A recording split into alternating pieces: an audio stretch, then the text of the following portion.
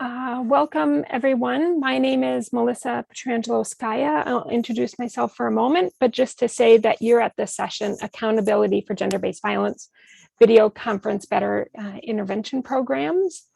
Global Rights for Women is an international organization that works to end violence against women and girls worldwide.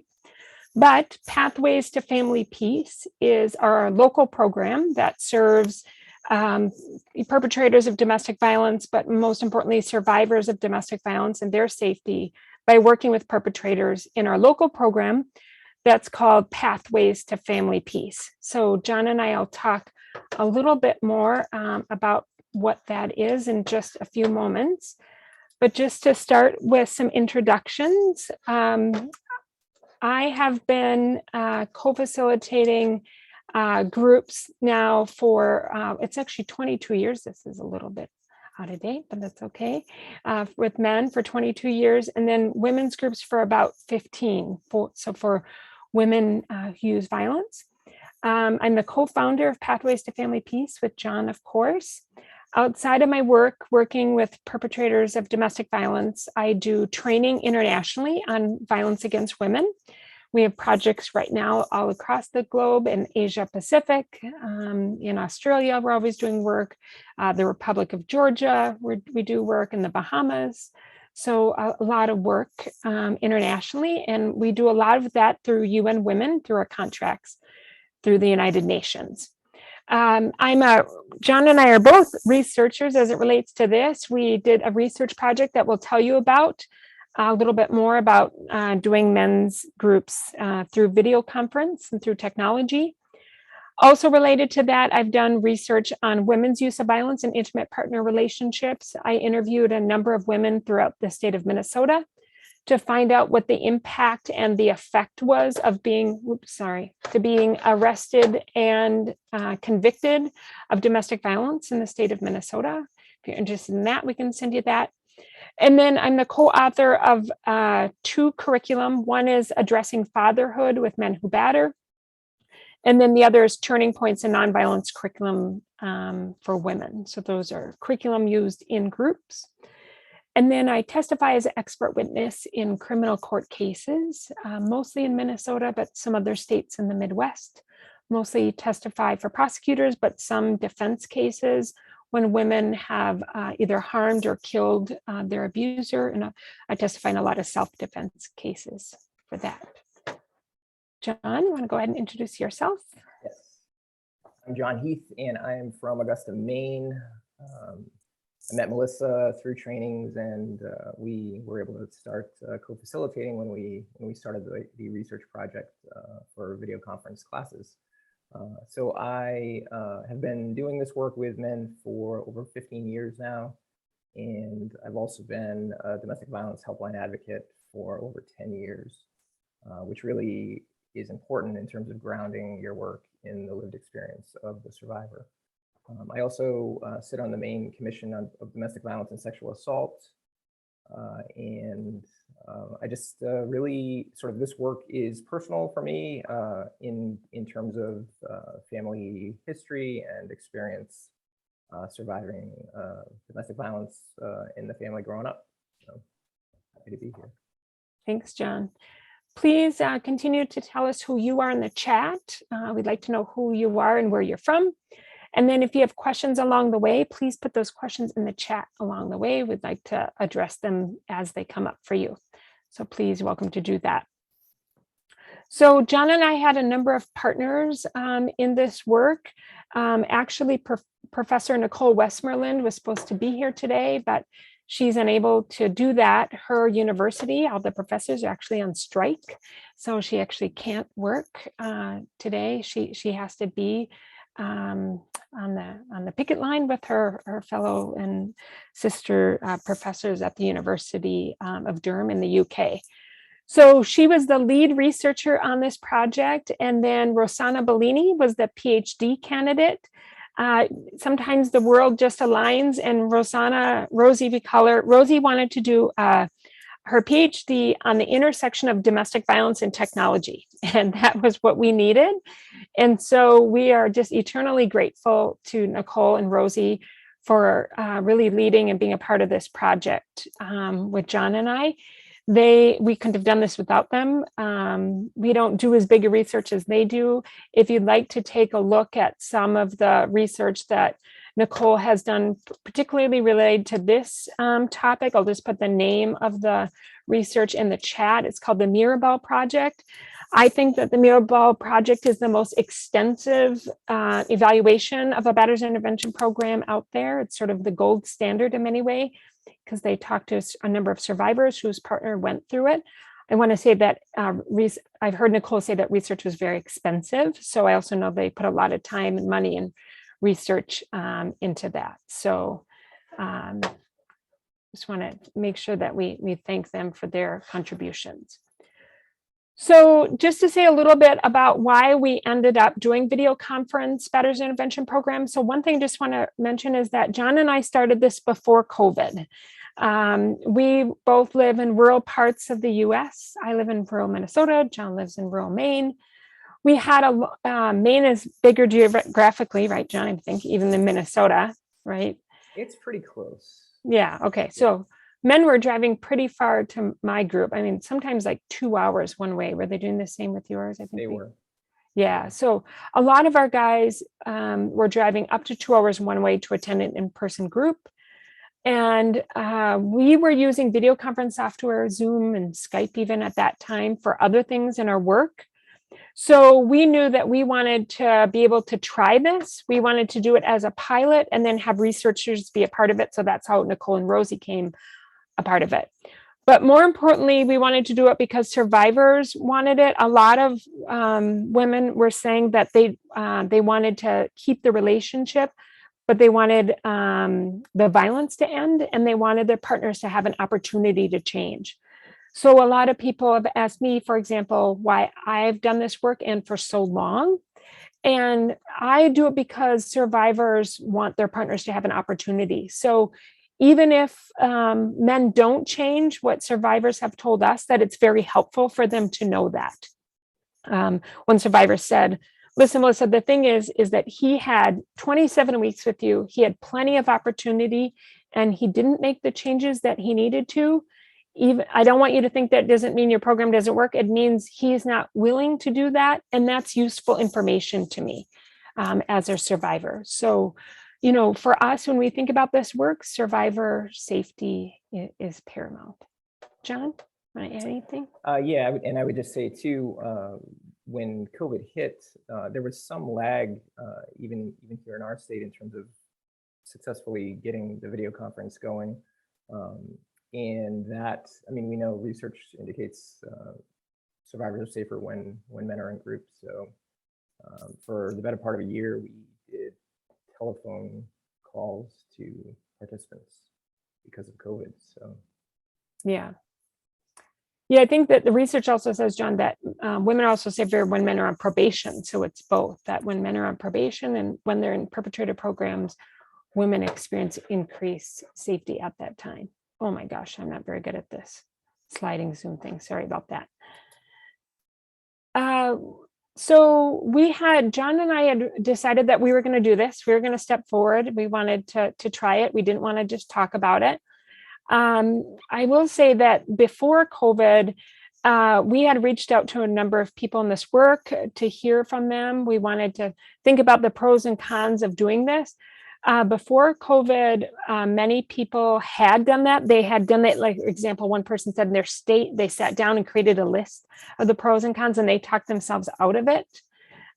We didn't want to speculate about it, that we really wanted to do it, but we also wanted to do it in a real transparent way. So during the research project phase, which was 15 months, we allowed colleagues in our work to come and observe. And then, of course, our researchers observed each of the sessions. If they didn't, we had recorded it and sent it to them. But many of those people who were sort of the skeptics before changed their mind after COVID, of course, because all of our social conditions really changed.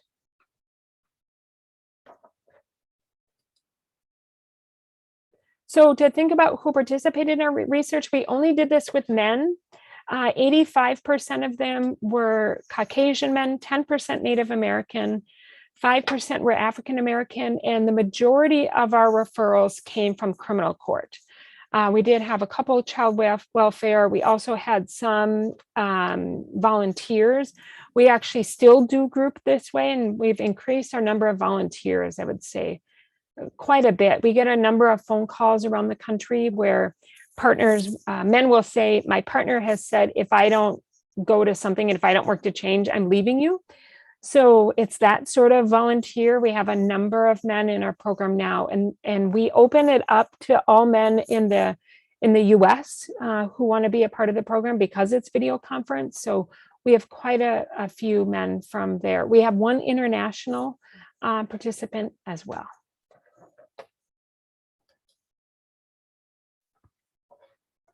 So one of the things that we wanted to do, and we didn't say this is as a control study, but we wanted some factors included. We wanted a number of men who had either attended group before, or they did half of their groups in person in Duluth, because Duluth is was closest in person to us at the time, Duluth, Minnesota. And then they did the other half of their programming. So ours is 27 weeks. So they did 13 or 14 of those in person and then came to the rest with us, or they had done it before. Because part of what we wanted as part of the research was to find out if their experience with the differences of doing it in person versus, on video conference. So we also we did some surveying with our men, and 20% of the men lived with their victim or another partner. So they were cohabitating with someone in the home. So we wanted to know that, particularly during COVID, when COVID hit later after a research project, just in terms of having men have private spaces, we wanted to know that information.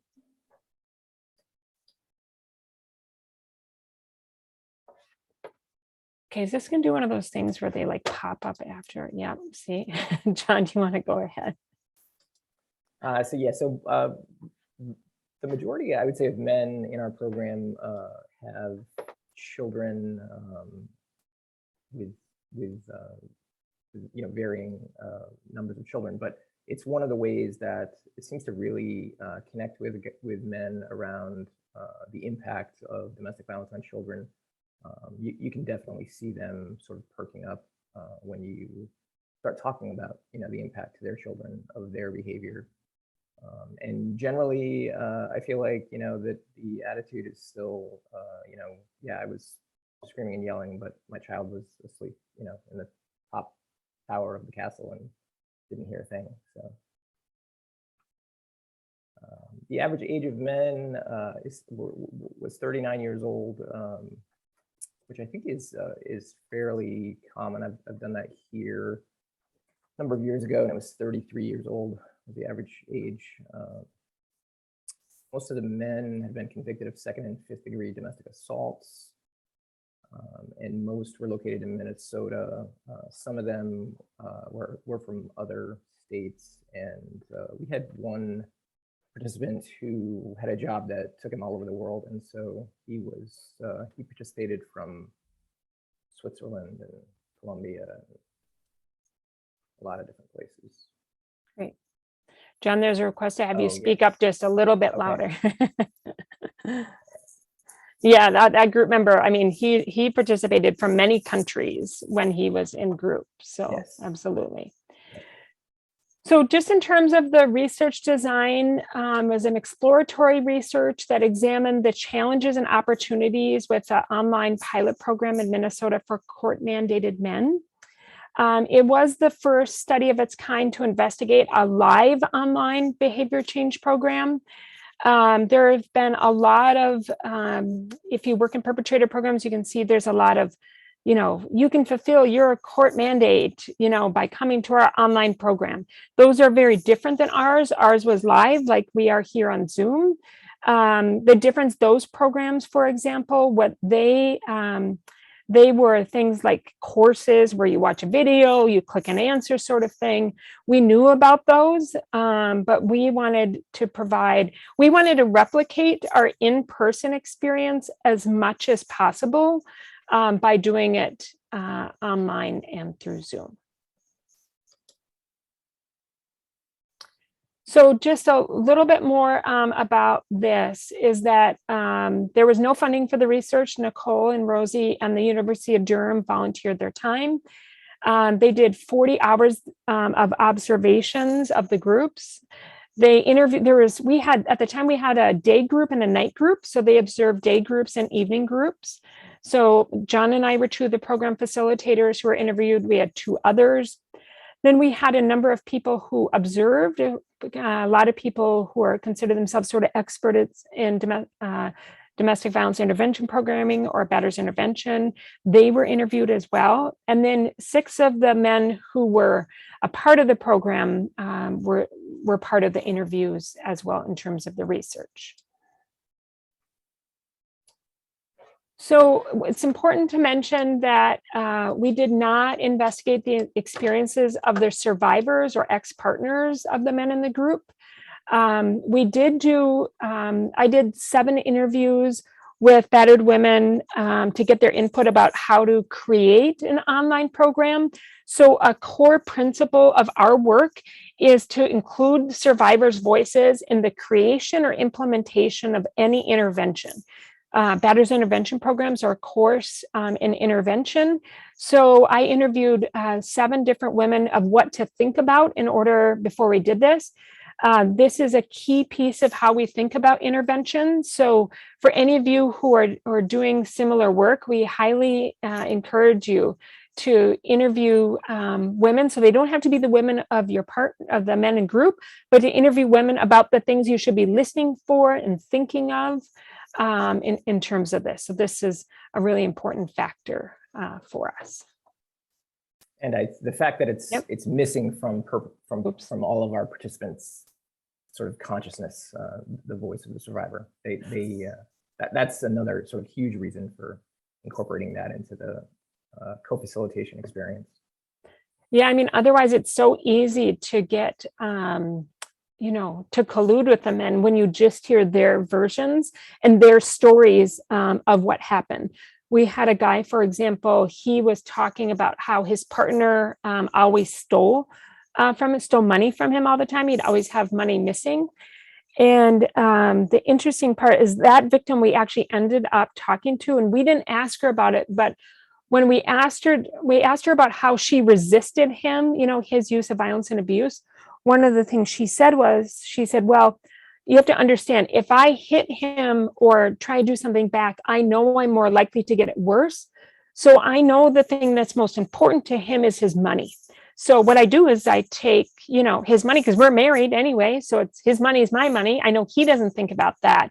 But she said, I'm sure he told you that I take his money. And she said, I do, because that's the easiest way for me to get back at him when he's being violent and abusive to me. So it's an example of how if we don't have her experience of the violence and how she resists that violence in our minds, it's easy to collude to his story about the fact that she steals from him, without the context of that. So thanks, John, for pointing that out. So our groups, we do an intake interview. There are 27 sessions the men had to complete. They're 90 minutes for each group, no more than 3 absences and an exit interview.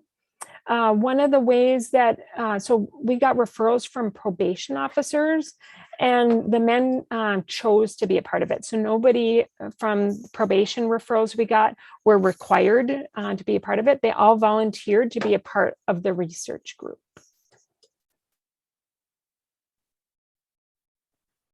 So one of the big parts of, our work and how we think about this is being a part of a coordinated community response. And I think this is an interesting thing, John, that you sort of figured when we got our first referral. When in Duluth and St. Louis County, Minnesota, we've worked really hard to have a solid coordinated community response. So what that means is that part of that is that every intervention agency has the same thorough information. So when we got our first referral and the data that came with it, what came with that was the PSI, which is the pre-sentence investigation. We use for a risk assessment tool, the ODERA, which is the Ontario Domestic Abuse Risk Assessment. We got that score. We got copies of all police reports, orders for protection, criminal history, and victim contact information. And I remember, John, when I had sent you the first referral, I'd emailed you sort of the packet and kind of do you want to share a little bit about what you had said about that? Yeah, well, there was so much information, including sort of childhood history of the participant and just all kinds of information that I would never have seen. We recently had legislation here in Maine, though, that makes access to a lot more information about referrals. So it's been a good change. Yeah, so it really helps us in terms of our context, in the group. One of the things I would say that we don't do is that we don't require the men to state his use of violence exactly how it is in the police report. I know a lot of programs do that their version sort of accountability is that he must recount his violence, and they use the police report as the basis for that. And the reason why we don't do that is because our experience with survivors who look at police reports, they even have different versions, like, well, it kind of happened like that, but not exactly. So we didn't want to use the police report as the entire basis. And the other sort of part of our programming is we don't look at just that incident. We want to look at a myriad of things that for a lot of the guys in our group, that's not even the worst incident for why they came to us. So while we use that because it's the referral incident, it's not the full scope of what we look at. The other thing that's different between John and I as co-facilitators is that I cannot read the paper file before I meet a man. So I need my co-facilitator to do that. But for me, and because I've been a victim of violence myself, I have to meet the man in group for about 3 to 5 weeks. And then I go and read the referral paperwork, because for me, I know myself well enough to know that I will create an image of who he is if I read just the paperwork. It's a way that helps me humanize him in group. So John's better than me in that sort of way. He's able to do that. So the curriculum that we use is the Duluth models, creating a process of change for men who batter, that comes out of Duluth. And then we also add the fatherhood curriculum that I co-created with some colleagues. That's an addendum curriculum for the Duluth model. So that's the program that we use. And we also do co-facilitation is a really important concept of us in terms of man, woman. We have this philosophy that we not just model it in what we say, but also in what we do in terms of equality. John, do you want to say a little bit about that in a quote here? Yeah, sure. And I think, the benefit of that is just you're modeling that respectful sort of partnership between a male and a female, which really, I think a lot of the men have never seen before, never had it modeled in terms of growing up even. So, yeah, so one of the men that was in the program said, most men would never admit it, but we need a woman co-facilitator there. Equality in relationships is hard to find in my community. She challenged me about things that I would have not sort of known to do, or that the male facilitator would have not known to challenge me on. And that's true. Co-facilitating with a female co-facilitator, there's just a perspective that remains invisible to me, even despite the work that I do. So it's super important. Yeah, I remember recently in group, a man had told us that he's not in a relationship anymore. And I've been doing group long enough to know that there's a version of not in a relationship anymore. I said, well, do you engage in any relations, sexual or not, with women? He said, oh yeah, I do that. I said, oh, okay. Because a lot of the guys in our group, their version of what a relationship is very different than ours. So a lot of the guys, even if they say they're not in a relationship, they're in relations, right? And often with a number of women while they're in our group. And I think, Melissa, you asked, do they think they're in a relationship with you? And he said, yes, probably. Yeah, probably, he said. Yeah, probably, right. which gives, us sort of some content for the group for sure. So in terms of how we sort of, implement this work, we use a dialogical trauma-informed approach that addresses his belief systems, the effects of the violence, and the social problem of domestic violence. So what we mean by that when we say that is the best work that John and I can do is not tell men how to live their lives. Our best work is to ask him critical thinking questions for him to examine his life himself. So we do have an opportunity for those who are here today to observe our groups. We allow observers to our groups. We'll put that link in the chat before the time is done. But part of what you'll see is we don't do any sort of lecture. We'll do sharing, but not lecture. For example, one of the topics we're going to talk about next week, John and I, is respect. We won't come into the group defining respect. Our work with the men is to see how they think about respect is, right? And then work with what they give us and challenge them about what they say. But we don't want to center ourselves in our thinking about what these topics are. Melissa, I'll just add to that an experience that I had, unfortunately, before I realized the importance of that a number of years ago, where a man brought home he would call it advice, from class that I had shared, and sort of tried it out, and it didn't work. Well, he's looking at me as the expert, so he's not blaming me. He's not blaming himself, but he blamed the survivor for it not working. So, yeah. Right, for her not following through on the advice. Right. Yeah.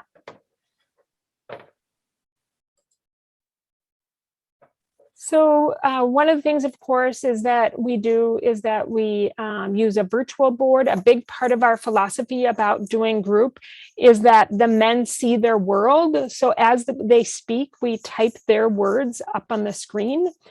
We don't want them to be our words or our version of what they're saying, but literally their words.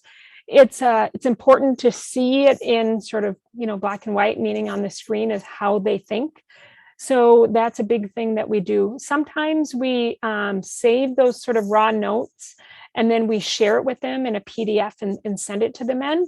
Some of the men find it helpful. They want to look back at some of the things that we've discussed with them. Melissa, too, we didn't mention it, but the role plays, sometimes we use them for the role plays too. Yeah. Do you want to say a little bit about that, John, like an example? Sorry.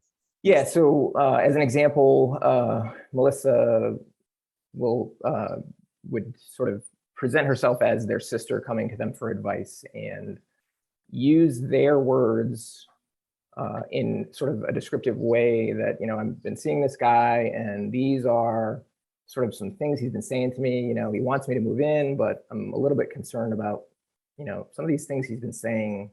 And I want to know, like, what do you think about it?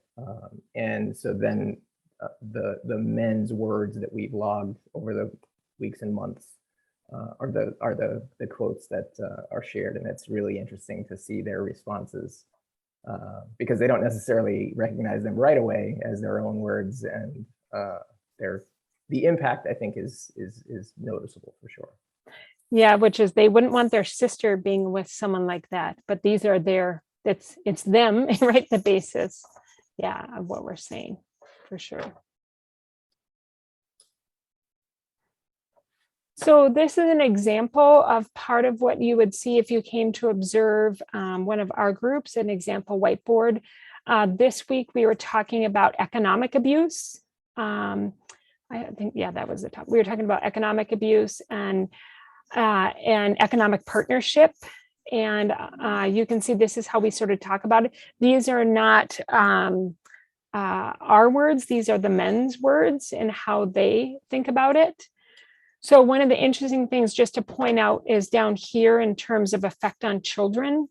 Part of what men sort of talk about a lot in our groups is that they keep score of a lot of things, right? So, well, I'm not doing that for her because she didn't do it for me, right? And so teaching kids about those things.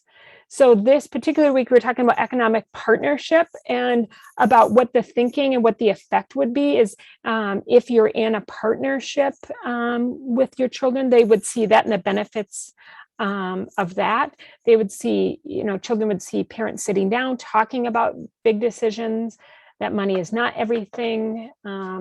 So these are some of the things in terms of that week. And then this is the thinking and sort of the core and the differences. So what we did here is we split the screen. So on this side here, on the left side, if you can see my mouse here, this is the thinking if he was in an economic partnership with his partner. And this is the thinking of the men who were in our group.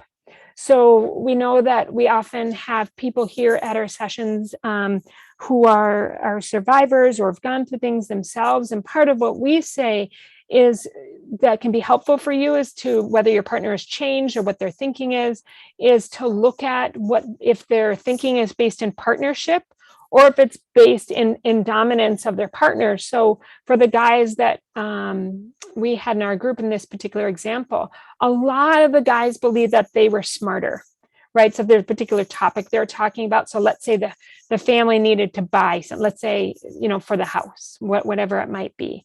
And this example, this guy said, well, we needed to get a new car. And he just said, I know I'm smarter than her, and particularly on this subject. So there was no way I was going to take her input about this, right? This is sort of classic thinking of what we see of abusers in our group. The same with it is my way or the highway. And this sort of thinking on the left side of partnership that we talked about with the men is a real struggle for them. And for a lot of the men, they'll say, I may be willing to change some things, but not this. Like this notion of our money. I mean, we've had guys just say, I will die before I will ever share a checking account with a woman. I would rather die. I mean, men have just been really strong sort of in their thinking and saying about that. John, you want to add anything about sort of what we see? Yeah, I think it's important, when you look at the sort of abuse side of the log, it's important to recognize that to create a space where men can sort of bring this thinking into the room for really sort of responsible analysis by the group with co-facilitators there is beyond important. And I think it's a challenge for us as co-facilitators that do this work to make sure that it doesn't become an antagonistic sort of experience. No man will ever be shamed out of thinking the way that thinking shows there. It's only going to be through really careful analysis and thoughtful questions about sort of, if this is true, then what does that mean? What does that mean for someone who's your partner? To try to help them to see sort of further than their nose in terms of their thinking. So. Yeah, that's a really good example, John, because I know one of the things when people sometimes observe group, they're like, how do you have such a good poker face? Like what he said was like outrageous. And part of what we know is we know the thinking that comes into the room because we've been doing it long enough, right? So for us, it doesn't help to, like John said, shame it or be really judgmental about it, but to help him see what's the effect of thinking that way. Right? On myself, my partner, my children, as John noted before, that it's often the impact on children that becomes the motivator to change. But in part, what you can see in a lot of this thinking too on the right side is that there's also a lot of cultural support for this thinking, right? Men are not thinking this in a vacuum, and they're not just the only ones. They get a lot of support for this thinking. So that's part of what we say, and where our work is cultural because they get so much support for it.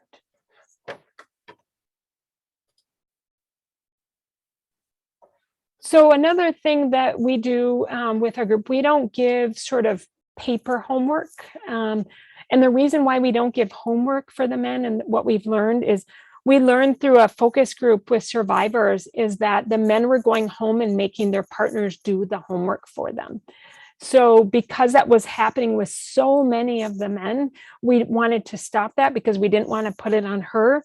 So we do what we call sort of thinking homework or reflective thinking for the week. So we kind of just come up with it at the end of each week, kind of depending on where the week is at.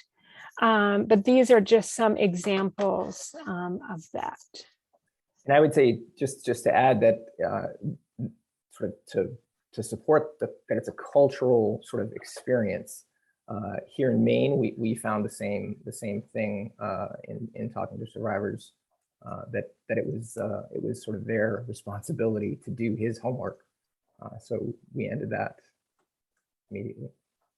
Yeah, and one of the things that we also saw and learned, of course, from the men is one of the things that they said when we sort of asked them during our exit interviews, what were the things that you found effective? A lot of men said those questions that you asked during the group and kind of for the week.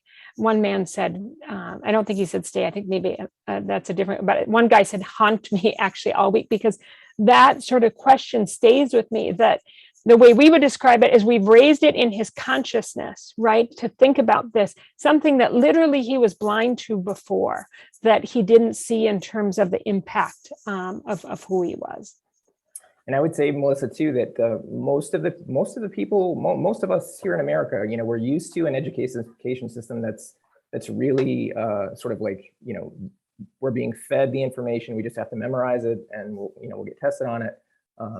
What we're doing in these groups, men have really never experienced before in their lives, in terms of like being asked a question that they actually have to think and consider and reflect on. So.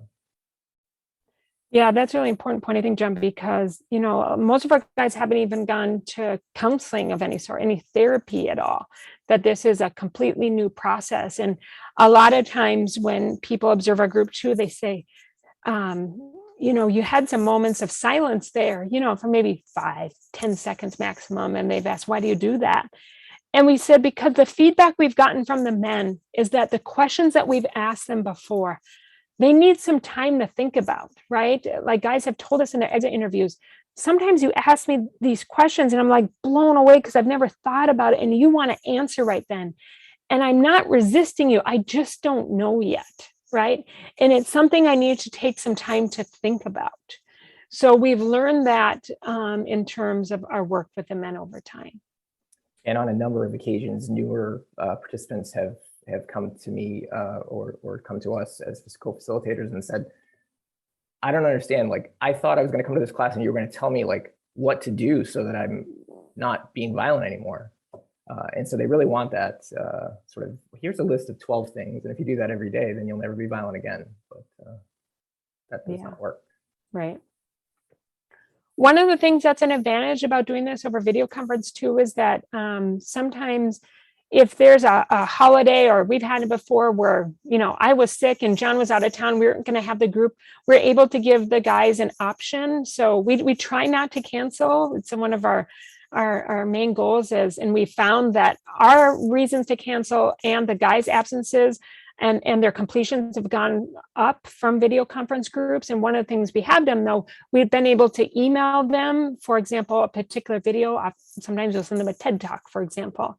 And part of the way they can get credit for that week, if John and I were both out, is they can email us some of their thinking of what they saw.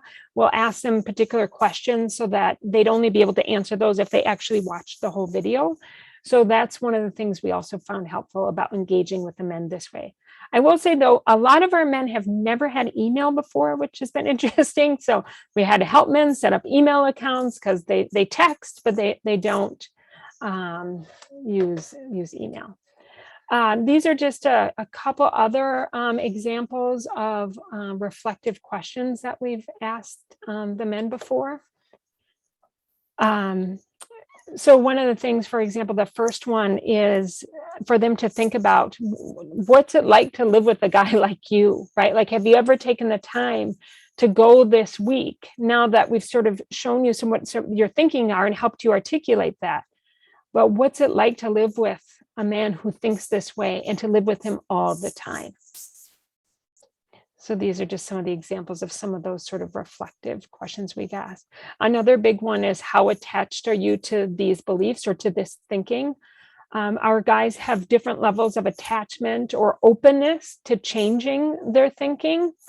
Most of the men say that they'll see themselves as vulnerable if they change their thinking and have a different belief system. I would say too that the majority of them, majority of participants really had never even thought about what it was that they thought. And so that, this experience really, it does sort of connect that, like your thinking is something that's, not just the thought. I feel like a lot of times they'll say, well, that's just the way it is. No, that's not just the way it is. That's how you think it is. And, I'm sure a large part of the culture will support that in cultural messaging, but you do have a choice in how you're thinking.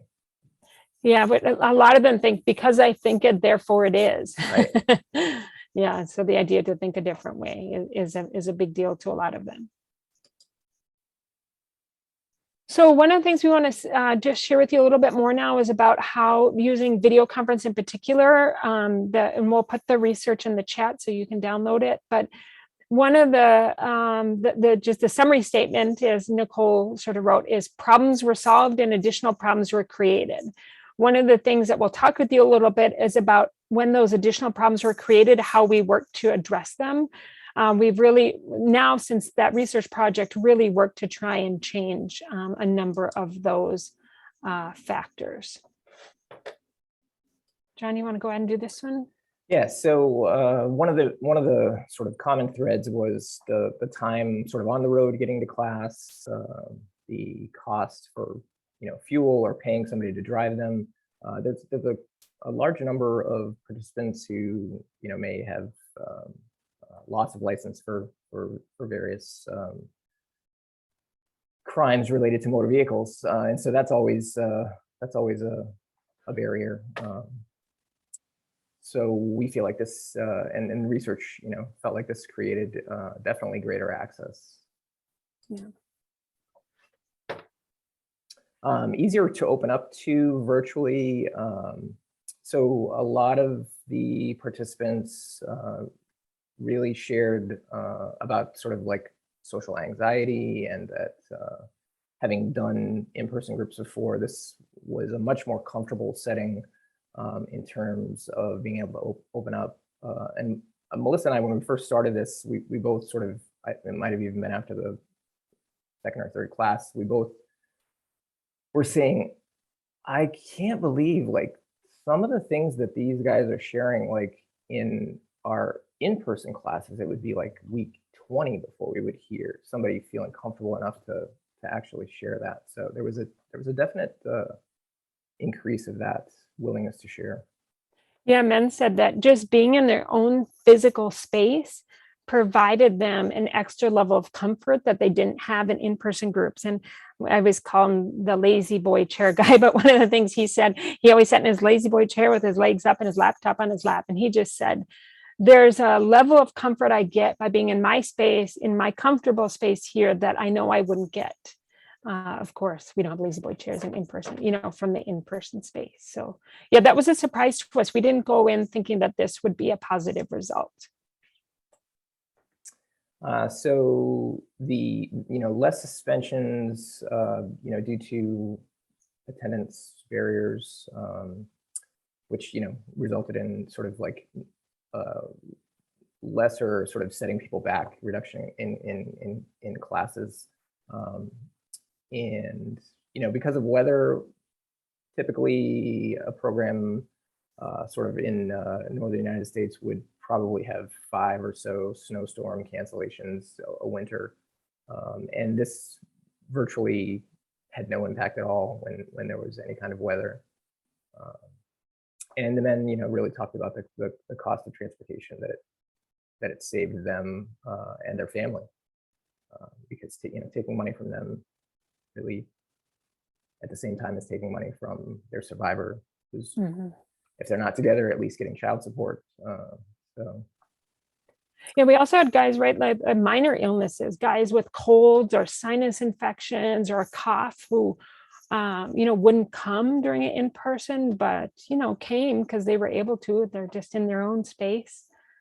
I think we even had one person who came with COVID. Yeah, we did. He felt well enough to attend. So, yeah. Yep. So then the other things we learned, of course, that were, the things that we had to work to address that, were the problems created. We, of course, learned a lot of men had very limited technical skills.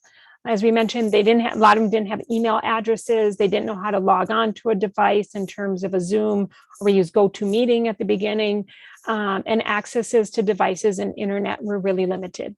So one of the things we did in that regard is during our intake, we spend some particular time with men just to learn the technology, but we also provided hotspots and an iPad. So we got a grant in Minnesota where we were able to buy 10 iPads with 10 cases and hotspots for the internet connection. Some of the men lived in a rural enough space where it was a little bit difficult and challenging for them. Their internet wasn't good enough. So what we worked with during the research project, there's a place up on the very sort of north shore of Minnesota where the Health and Human Services building had really good internet. So it was only 10 miles for them to drive there. So Health and Human Services connected them to us. They had a room. And one point, I think, John, we had 3 guys total in that space from that county. So they only had to drive 10 miles and the county set it up for them. So it was like a community space where they connected to them. But providing that sort of space, we had a couple guys in the library. The library internet seemed to be really good. So we provided the device of the iPad. We also provided headphones. Headphones are important for confidentiality. So that's how we tried to address that barrier. Our experience with the men in the group is the first couple weeks can be a little, clunky, as we sort of say per se, but over time they become really comfortable. The other thing we did with the iPads is that we are able to set them up through Apple, where the only thing on the iPad was Zoom to our group. So they couldn't do other things with them. So it was the only app that was on the iPad. So yeah, we also had men sitting in their cars. We've actually had quite a few men who were sitting in their cars. They would drive to a space that had really good internet on the outside. And Ruben, we did have situations, to your point, about people walking in the space. We had a situation where a guy's dad just walked in just to visit with his son. We did have a situation where a man's partner worked generally during the day, but one day she got off of work early and he's sure that she was listening in on the conversations. So that's related to the next one, which is privacy. What was a challenge, hard to find and maintain a private place to participate for some men in group. It wasn't all the men, but this is certainly an issue that you have to address, that other people cannot be in sight or sound. That's why we require the headphones, that if somebody walks in, at least they wouldn't be able to hear the other participants and their participation. The one nice thing about being on Zoom, or at that time GoToMeeting, is you can just disconnect people, which we've done not in many cases, but we have to think of the confidentiality of all the participants. So we've had to do that. We had a situation where a man's partner, we could hear her yelling at him in group. Yeah. And the other thing is that we require them to be stationary, meaning that they have to be sitting in a chair that doesn't move, meaning that they can't be a passenger in a car. They can't be, out buying the groceries, that they have to be in a stationary place that's private. We have had situations where we could see the background moving. It's like, okay, I hope you're not driving, but are you a passenger in a car? Yep, I am. Okay, we have to disconnect you because you cannot be a passenger in a car. I would say these are things that with newer guys in the group that come up, but over time, I would say for the most part, figure it out.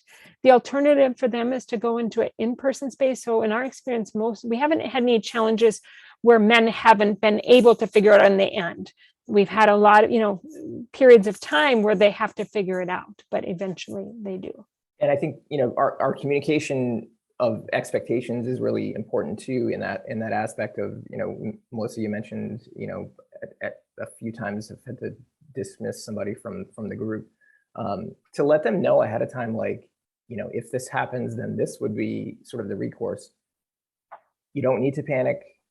You're not, if we dismiss you because somebody is in your space and walked in, we're not going to be sending you to jail, because,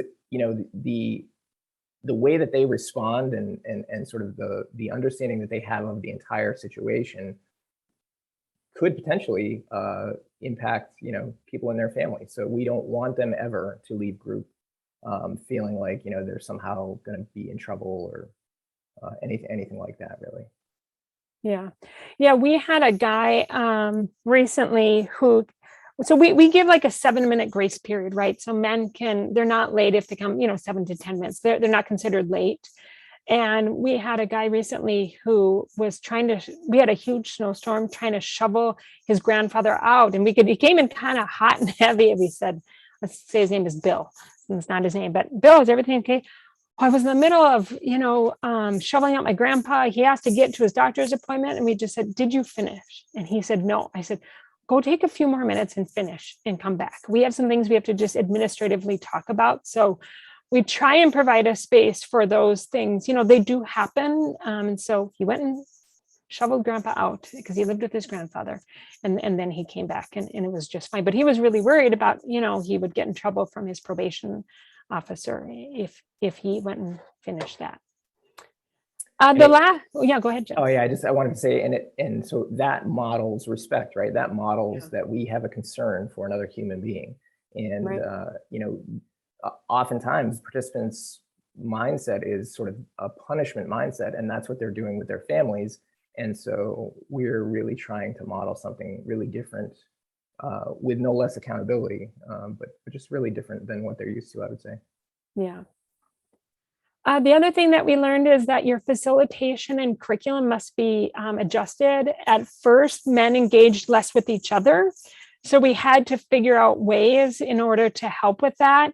For those who've done in-person groups, that men talk as they're coming in, they're chit-chat with each other, and kind of at the end, there's no space for that here.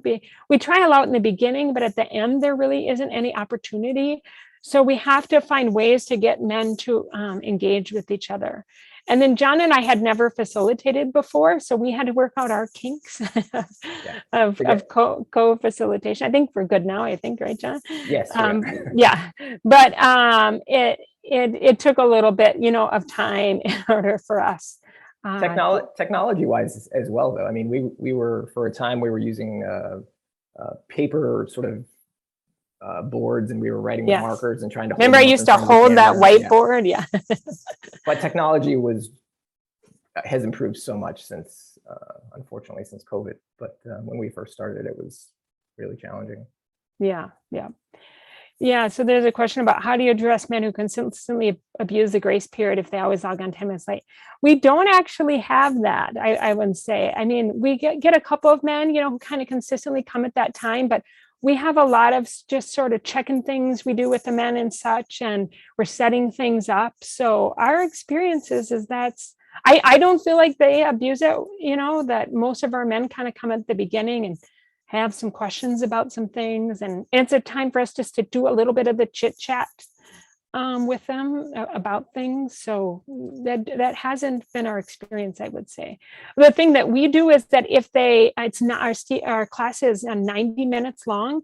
So the thing that we do, for our group is if men are past that 7 to 10 minute grace period, what we tell them is that they can come, but they won't get credit, but they won't get an absence either. And the reason why we do that is because we know that generally women are safer when men are in group. So we would rather have them there.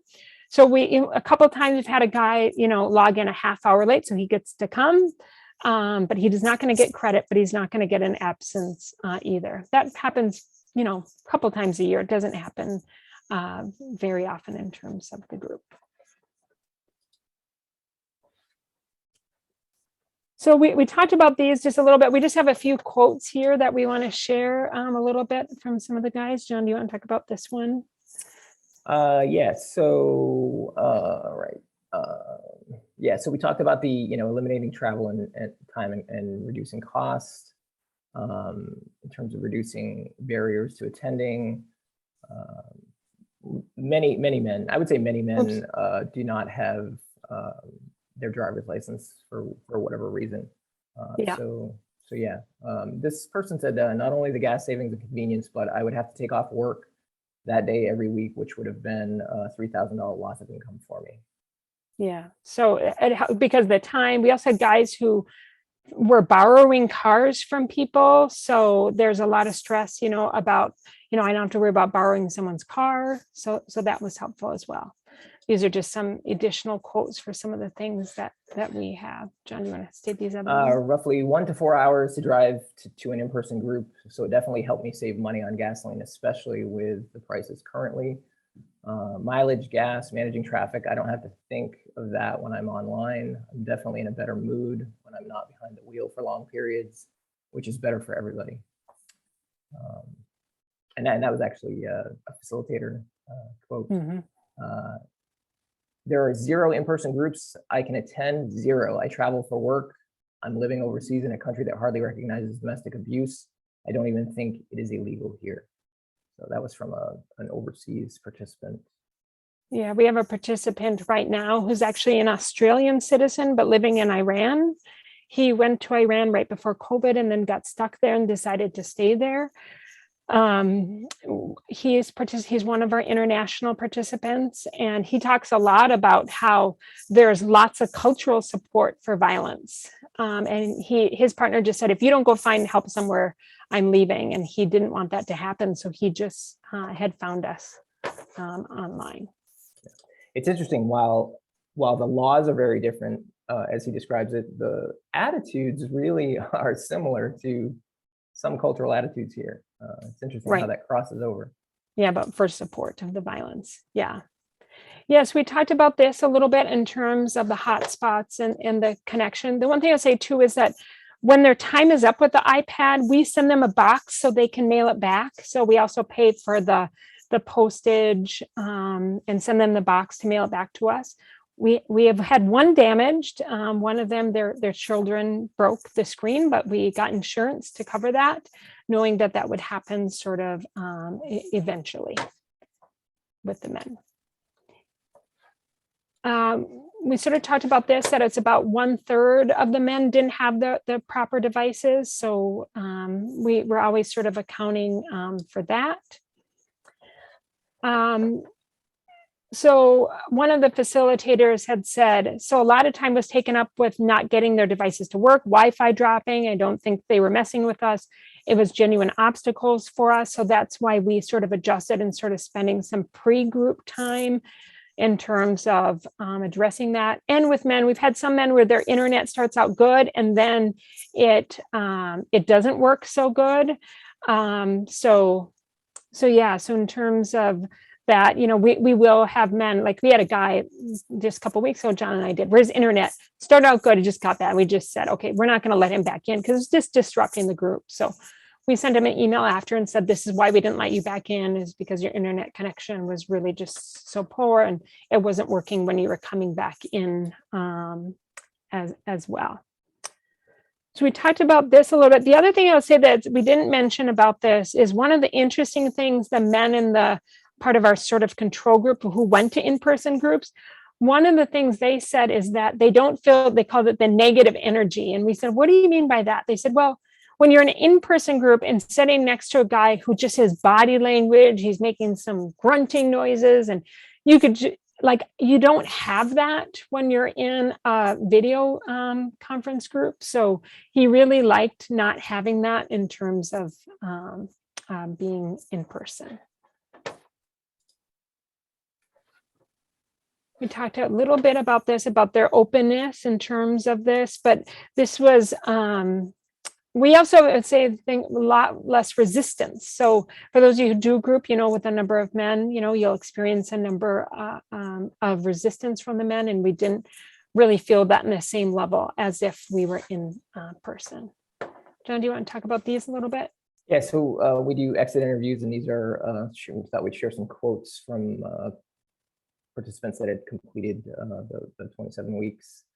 So the first one, I did learn a lot from class, and it hit me hard to see myself and the other participants and to see how awful it must have been for my wife back then. Another, it opened my eyes to some things I didn't see in myself and the way I would not communicate at all until I would abusively unload all my anger on my partner. And that insight came from listening to other guys' stories. As a Black man, I don't share this stuff with anyone, so it gave me space to be without worrying about being judged for it. You guys, non-judgment came out in your tone of voice and conversation with us. I feel like that's one of the most important points that I really can make is if you're doing this work and you're inside, you're sort of feeling judgmental and you're unable to manage that. That's going to make it challenging to really do this work effectively. I'll just say that.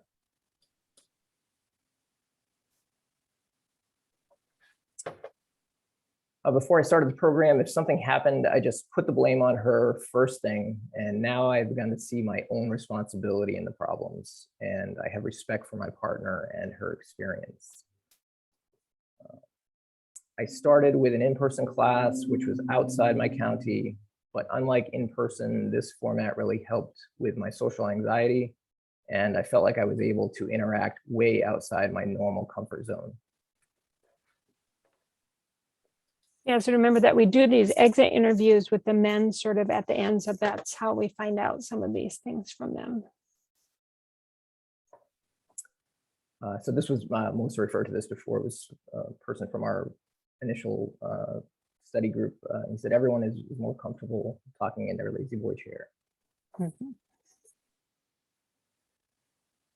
So all 6 of the men interviewed conveyed that not being physically co-present with participants or facilitator and being in familiar surroundings contributed to their openness and sharing. And I feel like that, the percentage is always really high. This participant said it feels more comfortable sitting on your own with other people in a place that you know. I felt much more comfortable to share things I wouldn't be able to say in person.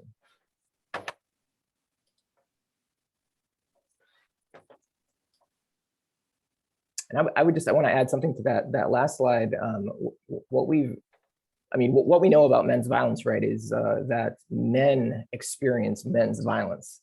And so, part of this dynamic that men have shared is that sort of discomfort with with speaking in any depth with other men around is present in an in-person class when what we've observed is that it's diminished. In this setting.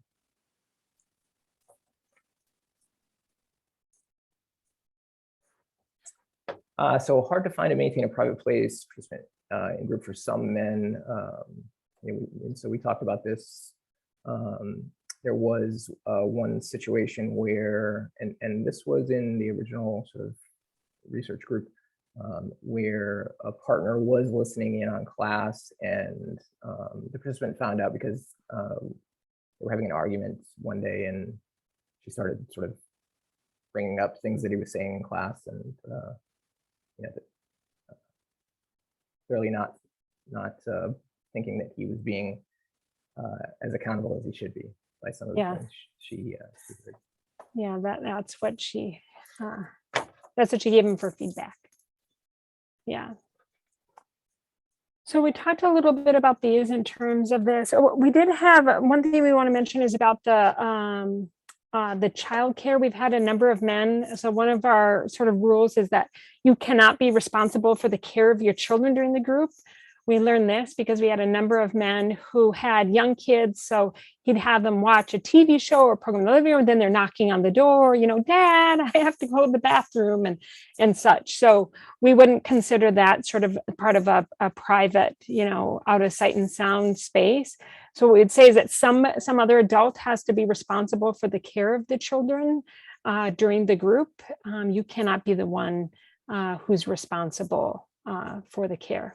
The other thing is that we've learned the thing we said about the email, that a lot of men don't have email. We realized the hard way that a lot of men share an email address, or the email address they gave is actually not theirs, it was their partner's. So we had a situation where we had emailed the notes from the group and the notes actually went to his partner because it was his partner's email address. And you couldn't tell that by the name that was used. Then she sent us an email saying, a lot about that. So we've learned, of course, to confirm that it's just their email address and not his partner's. And I would add too, Melissa, just to the Yeah. childcare conversation, Mhm. as a facilitator, you have a huge responsibility for the safety of that child, right? And you know that your participant is working from a power and control sort of dynamic in relationship. If I act angry about the fact that his kid is there and it's disruptive and he should know better and he should have gotten a babysitter, and if that's my response, you can be certain that that is going to come out on the child's mother and the child. Mhm. And so it is a huge responsibility to really communicate understanding as a parent. I get it, and to just be able to communicate that while we're letting you go this time, we really we need you to do this for this reason, and it's not like a huge like moral failure. Right.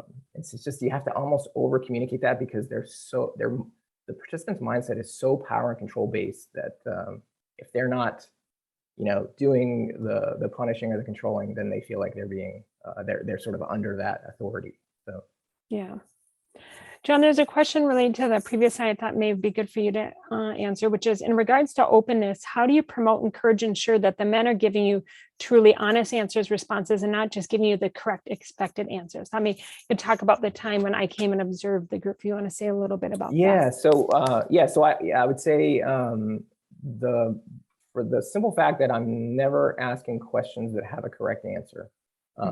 So Melissa, when we first met years ago now, she had asked for somebody to volunteer to have your co-facilitation observed, and so I volunteered, thinking, oh, this is going to be great, because I know we're doing this really well, and on and on. And we were using a different program at the time, one that was much more instructive. And so the end of class came, Melissa had 6 pages of notes, and we spent an hour and a half giving feedback. But the bottom line was the biggest question I think that really impacted me was, she said, how is it that, and we had various weeks, some men at week 2, some men at week 47 all together. And she said, how is it that some of these newer guys are speaking sort of with equality-based language when they're speaking about their partner and the situation, and when they're interacting with you, how are they using equality-based language? And I said, because we tell them like what we expect, how we expect them to talk in class. And she said, so how many years, like how old do you think you were before you really sort of developed this equality-based thinking? Like, was it a process? And I'm reflecting, like, yeah, actually my entire lifetime, like, growing up and really starting to do the work and the sort of self-reflection. It took me a long time to acquire the language that we're teaching them to use. And Melissa said, so you came upon it authentically. How is it that just telling them how to parrot what is authentic for you is going to be helpful? And I was forever changed. Well, yeah, I mean, I think that's the thing, is that there are, curricula that require the men to speak away, but it doesn't mean they believe it, right? And so the process that we use exposes their current thinking, right? And then we go through a process where we say, like, for example, tomorrow, John and I will do respect.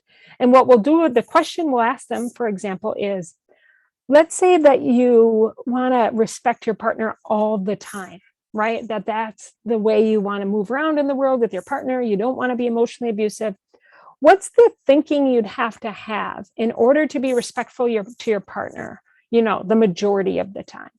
And so we'll ask them about what that thinking is in order to be respectful to your partner all the time. And then we ask them, so what's the struggle in thinking this way and adopting this belief system, right? As opposed to the one we talked about last week, which was the emotional abuse topic we talked about last week. So what's so difficult about giving up the thinking that leads you to being emotionally abusive, as opposed to adopting thinking that leads you to be respectful, right? So we want them to sort of talk about the challenge of that, right? So last week, for example, when the men spoke, a lot of what they said, I'm just trying to think of the, share an example, John. One person said, if, looking back on, times when I was abusive, my thinking was, if I am wrong, if I admit that I'm wrong to my partner, then I am not a man. Yeah. So that was a big thing for him, right? That, we didn't know that about him, but the process allowed for him to share that. And we've heard similar things before, right? So what we're talking about with them is the struggle of, these different belief systems. And a lot of the men don't want to give up some of that thinking. So we're not interested in sort of the correct sort of expected answer, because we know they're not there yet for most of them. We want to explore what the struggle is in getting there for them. So I hope that's helpful. Victoria, to your question. So I think just lastly, the other thing we'll just say about this is that we've done some data in terms of looking at the completion rate of our program. We're at 97% completion rate for men who start the program to end. A lot of that is because the easy accessibility that we found, but John and I have worked in person groups, have not had that. Now, when we say completed, we just mean they completed the, they've attended this many groups. We don't give any sort of forecast about how they're going to behave. But, finishing is a big deal in our world. A lot of men don't. So what we found is that we've seen much higher completion rates in terms of this process, as opposed to doing in person. We had a number of men who just said that, we had a number of men who traveled internationally, as John said, and getting the time zone right was a challenge for them. The other thing that allowed is John and I, as facilitators, if we traveled, we were absent less as well, because we were able to connect from whatever time zone we were in. And so we really worked really hard to not miss very often. So I think that the other thing, as we were sort of talking about sort of this difficulty, with some of the technology stuff and engaging less, is that that's really on us as facilitators to create exercises and a process, that allows for that. So we didn't get that at first. It was a big experiment at first, but now over time and us sharing our lessons with you, that's in part what we want to share. So one of the things we tried recently is we tried the breakout rooms in Zoom.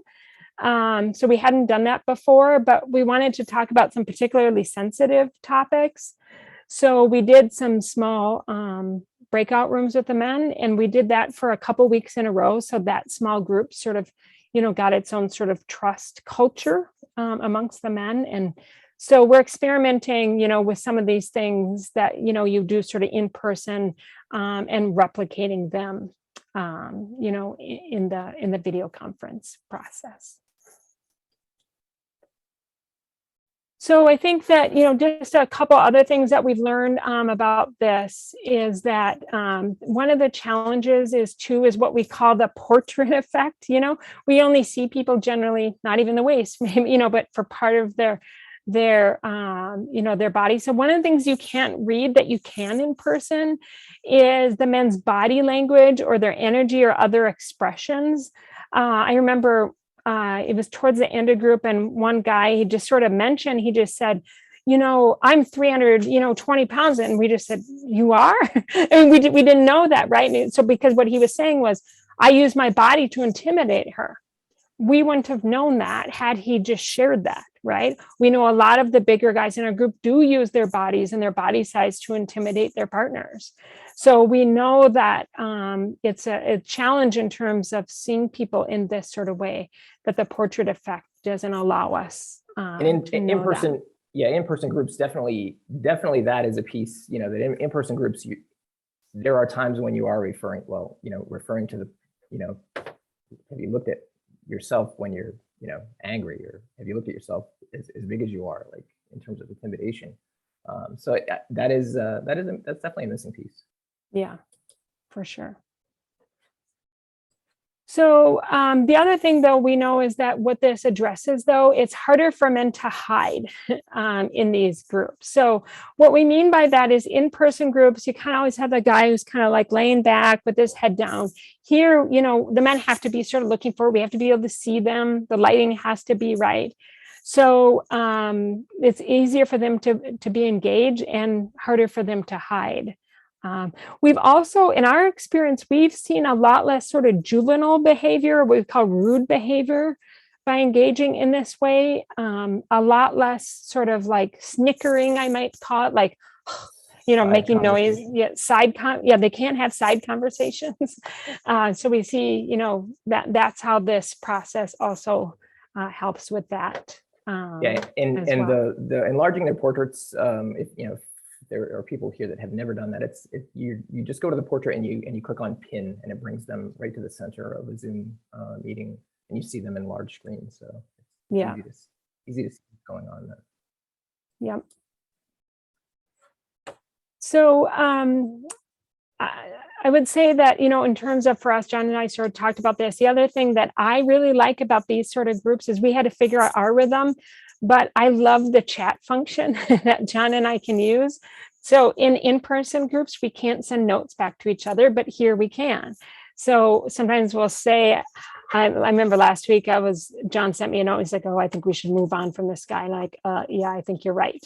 You know, and so, or maybe we should ask him about this. I think it would be better coming from you as a man. So that's really helpful for us in terms of doing the sessions over Zoom. Yeah, and be careful. One time during that research project, instead of messaging Melissa, I messaged the entire group. And it was a comment about a participant and their sort of resistance.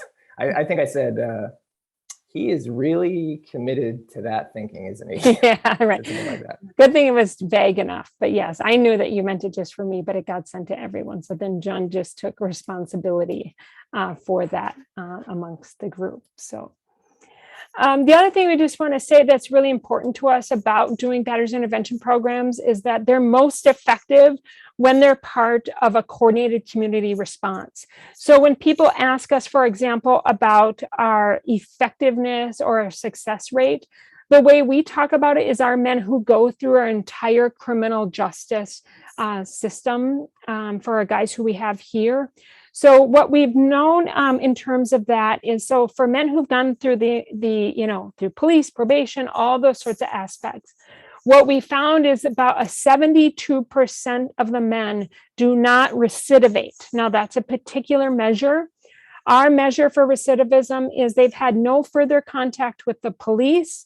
They have no further arrests. They've had no more harassment or protection orders put against them, because we're able to track all that. Now, the qualifiers for that, of course, is some of those men move, so we don't get that data. You know, if they moved far out of the state, we wouldn't be able to get that.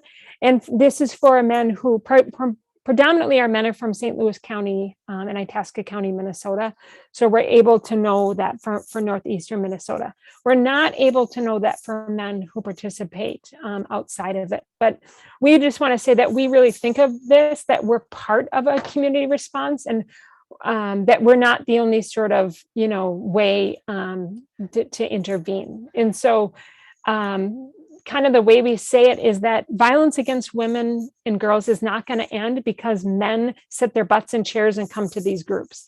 This will not be the sole intervention that ends men's violence against women, that this program is part of a larger community response, and that connecting our staff with the advocates in the community and with victims is really important for us. It's a core principle of ours to reach out. We're required by law, actually, in Minnesota to reach out to survivors.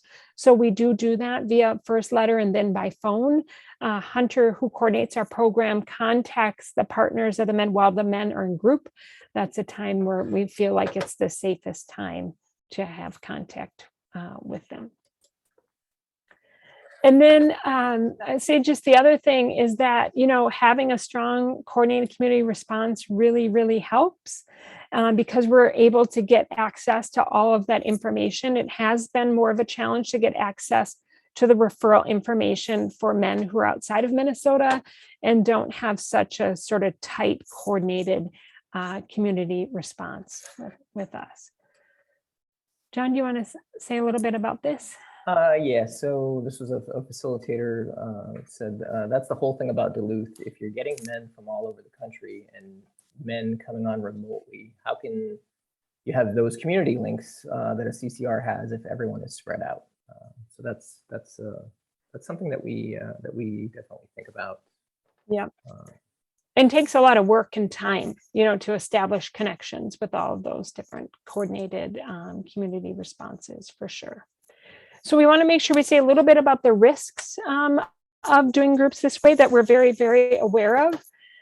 That we know that, of course, men could be drinking alcohol during, before, or after group. We have no way to monitor that. Just the only way we could is by monitoring their behavior. We allow men, if they have a drink with them, they can drink, during this. But they also could be using drugs, and we wouldn't know. So there's definitely a risk to that. Want to say something about the other ones, John? Yeah, the multitasking, I think that once you've done this and gained some experience, it's pretty easy to tell when somebody is sort of not focused on group and you can see where somebody's gaze is. And so that's, it's just something that you address. Usually it only needs addressing, infrequently, I would say. And yeah, in terms of we see a lot of dogs and cats. Yeah, I think generally it's fine. Yeah, generally that provides some level of comfort, I think. It does. So yeah. So generally we would allow it. We also have men, for example, who smoke cigarettes, part of their life. And so we allow that. They're in the privacy of their own home. They're not blowing it in the screen. We're not going to regulate that in that way when they're in their own home. So men who do are allowed to do that. So that's not an issue for us. We have had a couple of challenges with men who've had very strong emotional responses during the group. We had one man who we thought was possibly going to harm himself. He made some references to that, and then he just disconnected himself. So then I had to go and call the authorities. So in order to do a welfare check on him to make sure that he was okay. But we have had a couple of times where men have they didn't want us to see them crying. We've had a couple of men who then just disconnect and then reconnect. They've never cried in front of others. So we've certainly had that happen as well.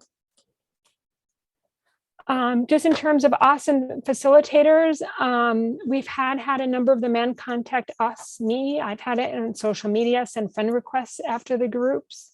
We have found that in terms of those who worry about personal safety of facilitators, you're not seeing people in person, so there's less risk in terms of that. And then we have this quote here, with it being digital, there's a tendency for them to reach out to us in social media. It's an easier bridge to span than people coming in through a community group. So we have had that with a number of our men who've been in our group. So we're getting towards the end of our time here with you, but we are going to email to participants who registered the PowerPoint and the research. We'll send that to you as part of you signing up and participating today. So we will send you a copy of this. The last thing I'll just say is that we've had more communication with men in writing than we've ever had, which helps with the men. But one of the challenges, you have to have smaller groups. I know a lot of in-person groups are 12, 16, 20 men. That's much harder here in doing groups this way. And then we have to do all of our collection of fees. That we offer a stipend scale and have to do that electronically. It's actually helped with our financial collection. Men can use use debit cards or credit cards as opposed to cash. So we're able to collect payments a little bit easier in that way as well. We did have one man bring his iPad to the bathroom. I'm sure you're not shocked by that, but that happened. We did not see him go in the bathroom, but we all heard it. So that's part of all and men have to be fully clothed. But one of the last things we want to say is that there is potential for doing culturally specific groups when you're collecting, having men come from all over the country. So that's really helpful in terms of using this sort of format. So we hope that people are using this sort of format for this. And this is the link. We'll send you a link to the actual research that Nicole and Rosie wrote that Jen and I were a part of, but you're welcome to see it from this link as well. So thank you for your time today. If anyone has any further questions, we're happy just to stay on for a couple minutes with you if you'd like to ask any further questions, but we thank you for your time today and your participation. Thanks, everybody. Have a great rest of your day.